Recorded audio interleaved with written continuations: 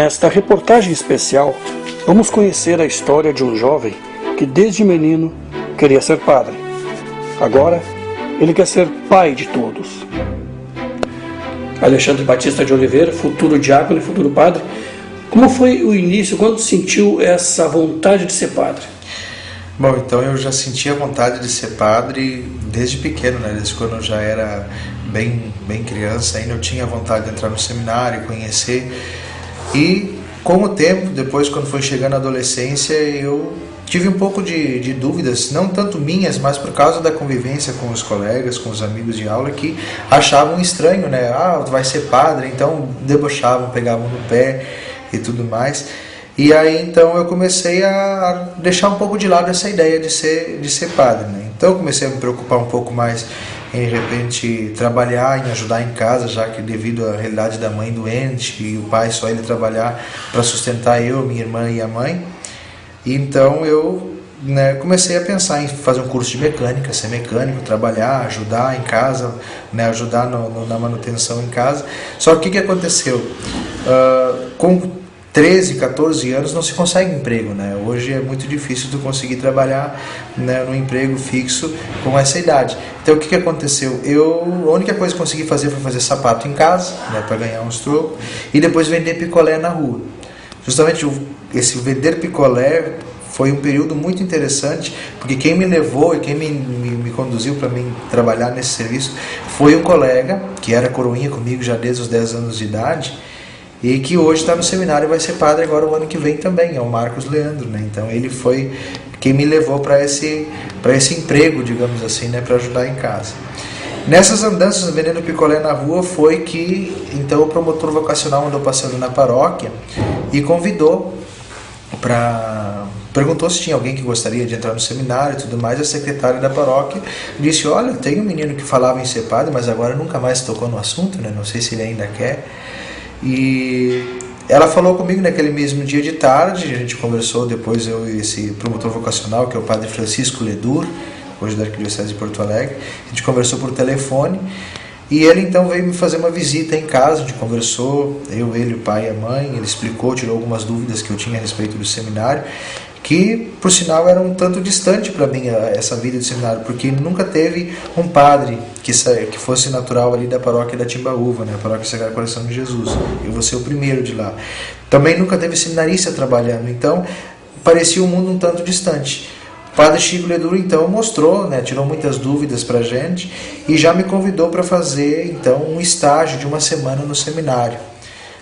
Isso superando e quebrando um protocolo que era de se fazer todo um processo de um ano de acompanhamento e tudo mais para se entrar no seminário. Essa primeira visita ao seminário então te deixou alguma dúvida ou alguma certeza? Não, já no primeiro dia, no segundo dia, eu já vi que realmente era para mim, sabe? Pelo menos para aquele momento a decisão era realmente de entrar no seminário, Se realmente ia continuar, ia dar certo, bom, isso depende muito de Deus e dependeu sempre dele, mas naquele momento, e como foi acontecendo dia após dia, sempre dizendo o sim, por hoje eu quero, Por hoje eu quero. Então não tive dúvidas, entrei no seminário.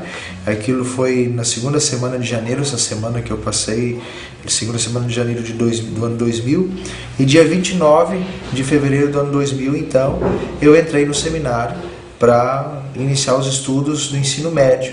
Fiz então todo o ensino médio no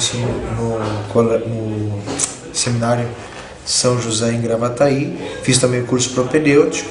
Depois fui para o seminário de Viamão, onde eu cursei a filosofia pela Pontifícia Universidade Católica, e agora já estou concluindo então a teologia, essa segunda faculdade que a gente faz em preparação para o sacerdócio. Ao longo desses anos, às vezes eu me perguntava como seria a minha vida fora do seminário. Isso eu chegava a me perguntar, mas nunca cheguei a questionar assim: eu acho que eu vou sair do seminário, eu acho que isso não é para mim, eu acho que eu tô no lugar errado. Não, isso nunca chegou a passar pela minha cabeça. Eu sempre sabia que o lugar estava certo. Talvez eu é que tinha às vezes aquelas dúvidas: será que realmente eu estou fazendo a coisa certa? Será que eu preciso melhorar? Sempre vinha essa. Eu precisava melhorar, eu precisava mudar, tanto que uma grande crise que eu tive, foi sempre uma crise comigo. Eu não tinha dúvida da vocação, Mas eu pensava assim, como é que eu vou ser padre com os defeitos que eu tenho, com os vícios que eu tenho, com os erros, né, com os pecados que tenho? Então, a partir dali que eu tive uma grande experiência, né, pelo acompanhamento do diretor espiritual e tudo, e que então a pergunta da minha vida mudou, já não foi mais se eu ia ser padre, mas sim que tipo de padre é você. Que tipo de padre vai ser o padre Alexandre? Bom, primeira coisa, o padre Alexandre vai ser um padre de muita intimidade com Deus, um padre obediente à vontade de Deus, um padre obediente à igreja, e acima de tudo vai ser o padre Alexandre, né? Eu posso admirar tantos padres que a gente tem aí na mídia, tantos padres que a gente tem na nossa diocese, né? Padres que foram exemplos, que foram testemunhos, mas eu não posso querer ser eles, eu preciso ser eu. Então, eu quero ser esse padre que ama a Deus, que ama a igreja, mas que é o Alexandre, com as suas virtudes, com os seus vícios, com os seus problemas, com as suas alegrias, com suas riquezas, com seu carisma. Então, esse é o padre que eu quero ser. Como imaginar a relação do padre Alexandre com os paroquianos? Bom, a partir da experiência que eu tenho de casa, né, de família, do pai, que sempre foi um exemplo de pai, um exemplo de esposo, um exemplo de administrador e tudo mais, eu quero e já desenvolvi ao longo desses últimos anos uma espiritualidade muito paterna. Então, o que acontece? Eu quero, com todos aqueles, e já hoje tem pessoas que a gente se relaciona assim, né, tratar todos como filhos. Eu sempre digo, se um dia eu conseguir ser a metade tão bom padre quanto meu pai é um bom pai, um bom esposo, um bom administrador, com certeza eu vou estar somando muito para a igreja. Então eu quero, né, ter essa relação de paternidade, que dá uma segurança muito grande, tratar todos como filhos, né? Jovens, crianças, idosos, homem, mulher, tratando a todos como filhos. Aí eu tenho uma segurança na relação, eu sei como eu vou, até que ponto eu posso ir no contato, na amizade com as pessoas. Estabelece muito bem os limites de relação e também me coloca no meu lugar como padre. Afinal de contas, né, depois todas as pessoas vão me chamar de padre. Nem todos vão dizer, o padre Alexandre, vão dizer o padre, e quer dizer justamente pai. Então vão estar me chamando, querendo ou não, vão estar me chamando de pai. Então essa espiritualidade, esse amor de pai é que eu pretendo viver e me estabelecer essa relação com as pessoas. E quando os orientadores vocacionais sabem que um seminarista pode se tornar um padre? Animador vocacional, padre Neymar Schuster, em que momento sentiu que seria o padre Alexandre que estava na sua frente? E essa é uma resposta que a gente dá a cada pouco. Eu conheci o Alexandre justamente desde o ingresso dele no seminário e sempre notei um cara que soube viver o momento que o período de formação estava propiciando para ele. Eu me lembro quando ele ingressou no seminário, tanto ele como o Marquinhos, né, que é esse amigo que também encaminhou, ajudou a passar essas mesmas experiências que ele passou e que possivelmente ano que vem será padre também aqui do nosso povo, né? Eu admirava quando os dois faziam um dueto de violão, que os dois são músicos, né? Eles não falam muito desses talentos, né? Então faziam um dueto de violão, faziam solado, o outro fazia acompanhamento, brincavam com músicas do nosso folclore, né? E sabiam fazer bem, viver bem os momentos que a casa de formação propiciava, né?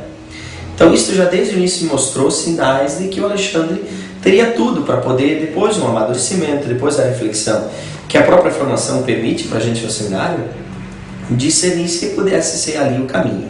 Essa resposta é muito pessoal, né? A gente vai, por isso que esse tempo de formação ele não é tão rápido, né? Ele precisa de tempo para a gente fazer esse amadurecimento, para ver se essa ideia de padre casa com a vida da gente. Eu sempre conto da minha experiência pessoal. Meu irmão mais velho quis ser padre desde pequeno. Eu nunca quis ser padre, até a 7ª, 8ª série.